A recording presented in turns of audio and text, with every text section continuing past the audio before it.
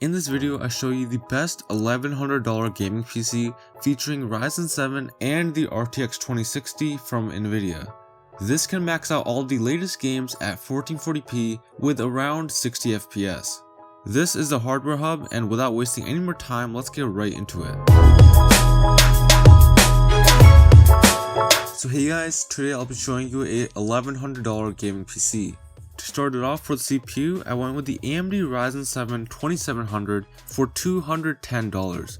Now I know what you're thinking, why don't you wait for Zen 2? The 2700 right now is cheaper than both the 6-core and 8-core versions of the Zen 2 architecture, so I think that this CPU offers excellent bang for the buck even compared to the new Zen 2 CPUs. Now even then, this is still an 8-core 16-thread CPU, and it does come clocked at 3.2 GHz out of the box and is unlocked, so you can push this up to usually around 4.0 GHz, but at least 3.8 or 3.9 GHz for most people. Now since this has such a high core count and has a potential to overclock, you can easily do video editing, live streaming, and even things like Photoshop and After Effects with the CPU without an issue.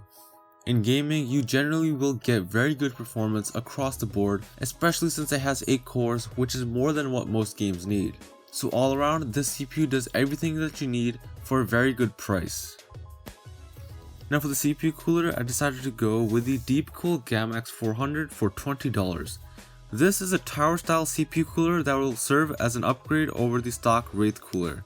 At this budget, it's definitely worth it because it provides lower temperatures, lower noise levels, and can increase overclocking headroom because you will be able to get lower temperatures. Now you can't leave this out if you want to save a little bit of money, but I think that the benefits easily justify its cost. Now for the motherboard for this PC, I went with the ASRock Fatality B450 motherboard for $80. This is an ATX motherboard with 4 RAM slots, 6 SATA 6GB/s ports, and 2 M.2 slots, which will easily cover all of your connectivity needs. It also has 2 PCIe 16X slots, so it can also handle crossfire, which is a handy feature to have.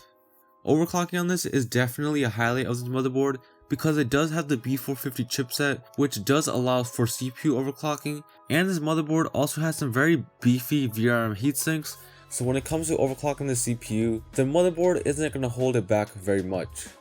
Altogether, it's a very good motherboard with a ton of premium features. For the memory, I went with the Team T-Force 32GB set for $104. Now Ryzen benefits from multi-channel and high frequency RAM, so it's important that you get a kit like this, which is a quad channel memory set that comes clocked at 3000 MHz. The 32GB capacity on this will allow you to multitask and do some heavy 1080p and even 4K video editing. Gaming is also not an issue, as most games recommend between 8 and 16 GB of RAM, so having 32 GB not only gets you ready for current games, but will also keep you prepared for future releases. So since DDR4 is so cheap right now, this is a no-brainer. For the storage, I went with the 2TB Intel 660p M.2 SSD for $195.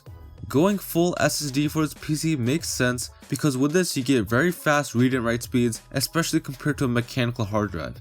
Since SSDs are so cheap right now, you can have one as your primary drive without really compromising on storage capacity.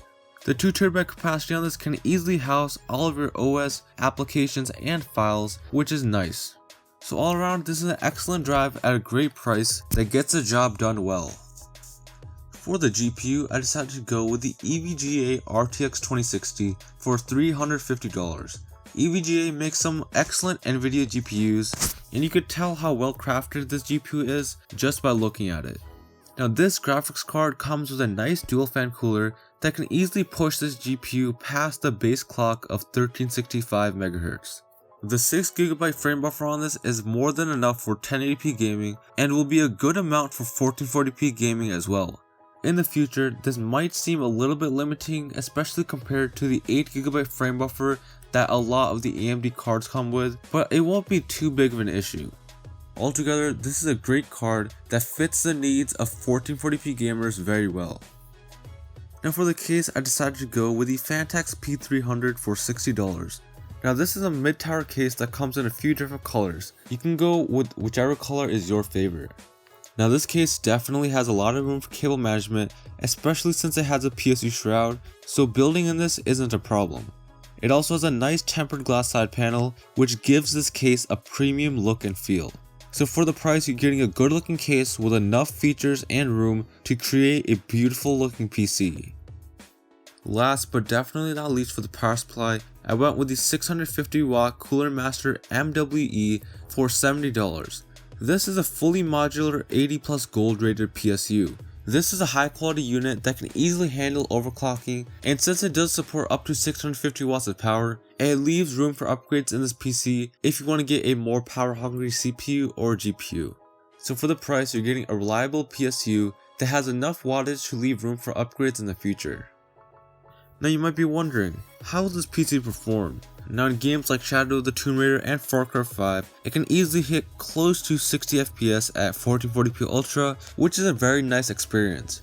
If you have a 1440p monitor and plan to game at 1440p, I think that the RTX 2060 offers great bang for the buck when it comes to gaming at this resolution. Now before I end this video, I'd like to quickly mention I have links to everything in the description, so check that out if you're interested. But yeah guys, that's all for today. If you liked the video, please be sure to hit the like button. If you didn't like it, please dislike the video and subscribe for more content, and I'll see you guys in the next one.